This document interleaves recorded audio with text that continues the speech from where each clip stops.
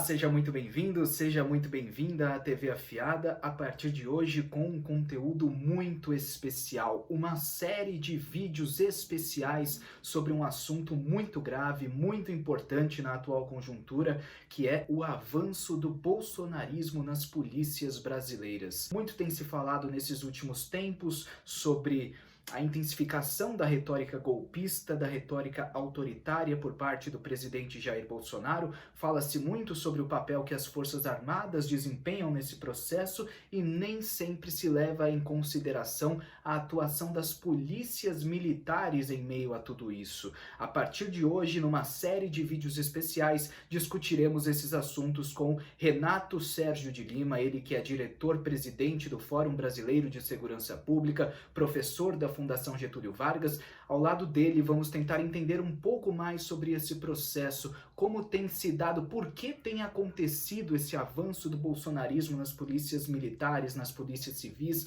por que tem acontecido esse processo. Vamos discutir tudo isso com ele e neste primeiro capítulo, neste primeiro episódio, o assunto é o tratamento dado pelas polícias, normalmente pelas polícias militares, a manifestações populares. Por que quando uma manifestação é antirracista, é antifascista, é contra o governo de Jair Bolsonaro, o tratamento é um, e quando uma manifestação é em defesa do presidente da República e muitas vezes em defesa de pautas altamente antidemocráticas, como o fechamento do Congresso Nacional, o fechamento do Supremo Tribunal Federal, a edição de atos similares aos da ditadura militar, aí o tratamento é diferente. Professor Renato Sérgio de Lima, é possível então dizer que a polícia militar trata de forma diferente atos pró e contra Jair Bolsonaro? Sim, é possível sim. E não só é possível pensar que há uma diferença de tratamento, quanto que há uma diferença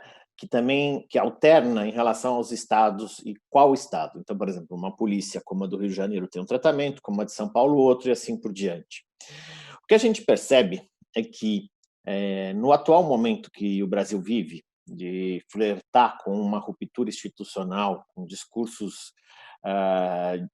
do governo que são de extrema radicalização político-ideológica, a ideia da ruptura nasce com força e, nesse sentido, traz à tona muitas das instituições e dos apoios que o atual presidente poderia ter numa eventual ruptura.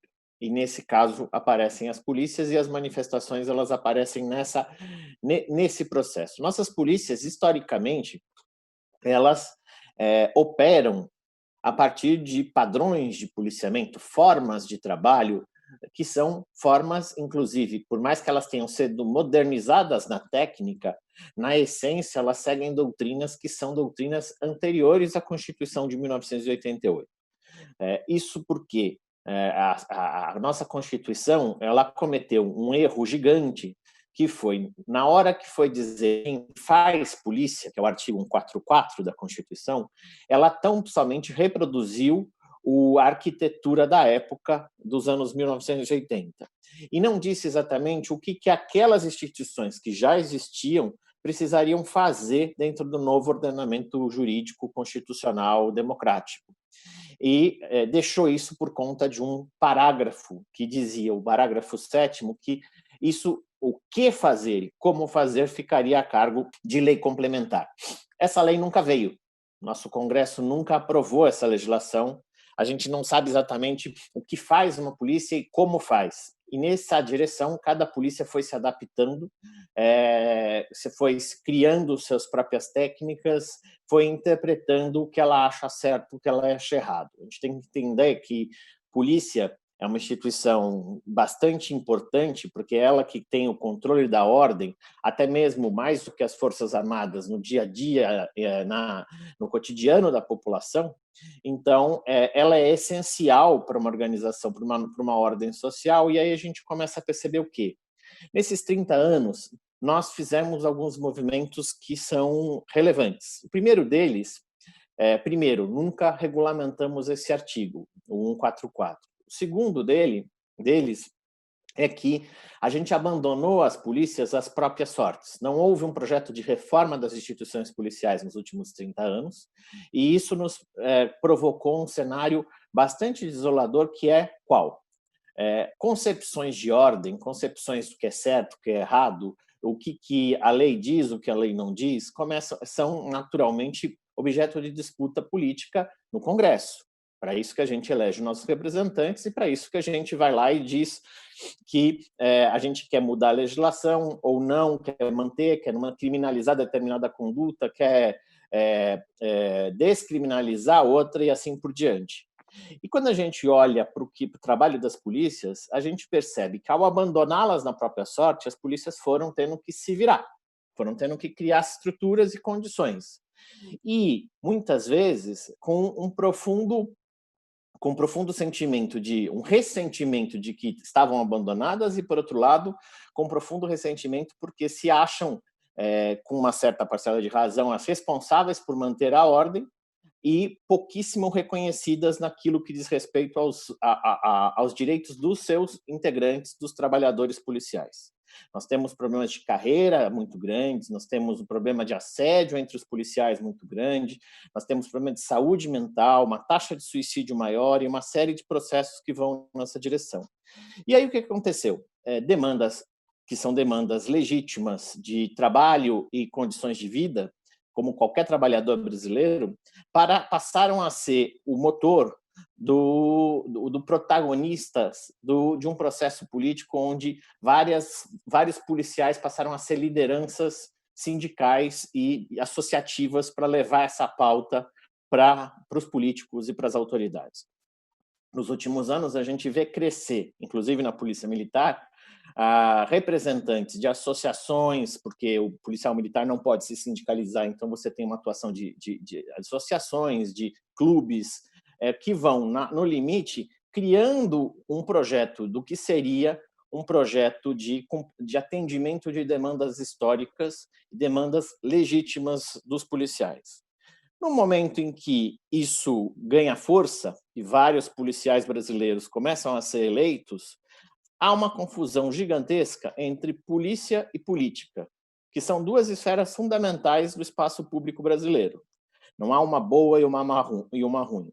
E, ao ter essa confusão, a gente começou a perceber como nós fomos, eu vou usar uma expressão forte, mas acho que é ela mesmo, como nós fomos desleixados em não organizar as polícias brasileiras nos últimos 30 anos. Quando a gente olha para as polícias, então a gente vai perceber que, em relação a outras instituições, como o Poder Judiciário, o Ministério Público, as defensorias e todas as instituições de Estado, mesmo os militares das Forças Armadas, há regras de transição e quarentena. Ou seja, eu não posso ser juiz e ser candidato. Eu não posso ser promotor e ser candidato. Eu não posso ser da ativa das Forças Armadas e ser candidato, e assim por diante. Nas polícias, não. Nas polícias, a legislação foi sendo ela na prática, é tão confusa e ela não foi regulamentada que alguns policiais civis e federais podem, inclusive, ser filiados a partidos e ter sindicatos. Os militares não podem ser filiados, mas podem concorrer a cargos eletivos. Como é que isso acontece? Às vésperas da eleição, até depois do prazo que qualquer cidadão pode se filiar a partido e concorrer, o policial que quer ser candidato se filia a um partido, sai candidato. Se for eleito, ele sai da corporação. Só que se ele não for eleito, ele volta para a corporação. Como eu não tenho nenhuma regra de quarentena, como eu não tenho nenhum tipo de regra de transição entre uma coisa e outra, ao longo dos últimos 20 anos, a gente tem uma quantidade muito grande de policiais fazendo a passagem polícia, política, política, polícia, polícia, política, polícia, política. E, nesse sentido, chega um momento onde o ambiente de radicalização posto pelo governo Bolsonaro revela o quê? O governo Bolsonaro não está cooptando os policiais. Na verdade, os policiais sempre, um segmento cada vez mais majoritário, sempre fez parte do projeto político de poder do Bolsonaro. Então não é, o Bolsonaro está cooptando. Não, esse segmento de policiais que foram para a política, com exceções, claro, não dá para generalizar, mas em termos majoritários, esse segmento que vai para a política é um segmento que se alinha na construção do projeto político que hoje orbita em torno de Bolsonaro. E é muito difícil, quando eu não tenho nenhum tipo de salvaguarda, quando eu não tenho nenhum tipo de regra de transição, quando eu não tenho nenhum mecanismo de controle que possa impedir a confusão entre política e polícia, que as instituições não sejam comprometidas. Agora, quando a gente olha, a gente tem não dá, não, o cenário não é de terra arrasada ainda. Por quê? Quando a gente olha, nós temos a instituição polícia militar, ela é fundada no conceito de hierarquia e disciplina. Então, de um controle muito forte, que é o mesmo das Forças Armadas.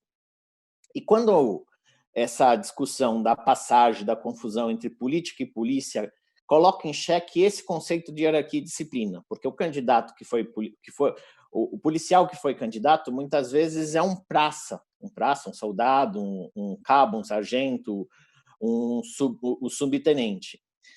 E muitas vezes ele vai ter mais força do que o coronel que comanda o seu destacamento. Então ele vai conseguir apoio político para contrariar a decisão do coronel. Isso é muito ruim em termos institucionais.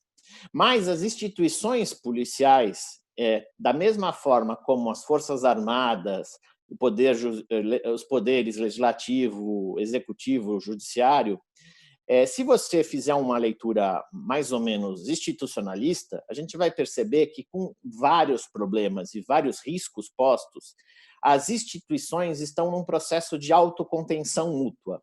É quase como na Guerra Fria, as superpotências ficavam na estratégia de dissuasão. Olha, se você fizer, eu posso revidar e todos vamos perder. Então, as instituições, elas não representam necessariamente um risco de ruptura, mas os policiais, na ponta, sim. Os policiais, da forma como eles administram uma manifestação, como é que eles lidam com manifestações de posições contrárias, antagônicas, em relação àquelas que eles apoiam as teses que estão sendo defendidas, como as que defendem o bolsonarismo, de um jeito, e aquelas que defendem contra o fascismo, contra o bolsonarismo, e que eles discordam radicalmente, o tratamento sempre é de outro jeito.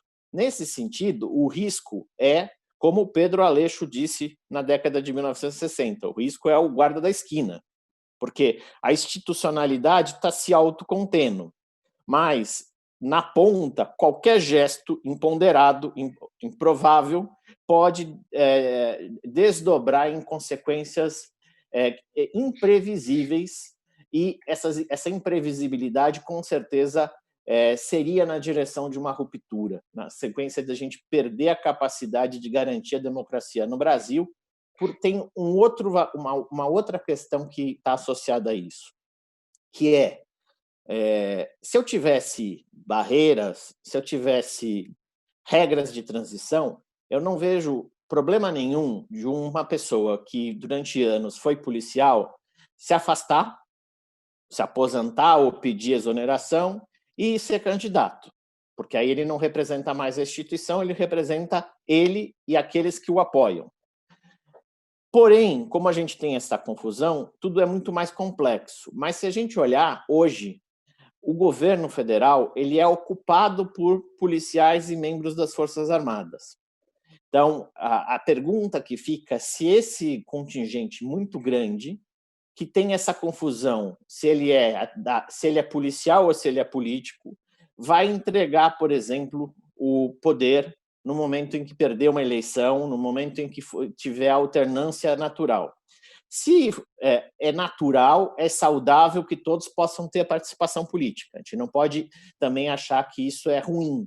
A gente vai lembrar, na primeira gestão do governo Lula, que era muito falado que era uma república dos sindicalistas. Vários sindicalistas ocuparam cargos no governo Lula durante muito tempo.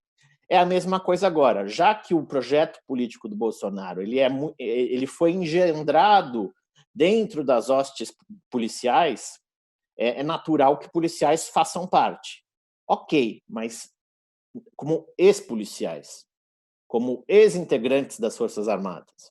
Essa é uma diferença muito básica, porque como sindicalista, você é sindicalista ou você agora é governo. Como policial, você está no governo, mas pode voltar para a instituição. Essa é a diferença.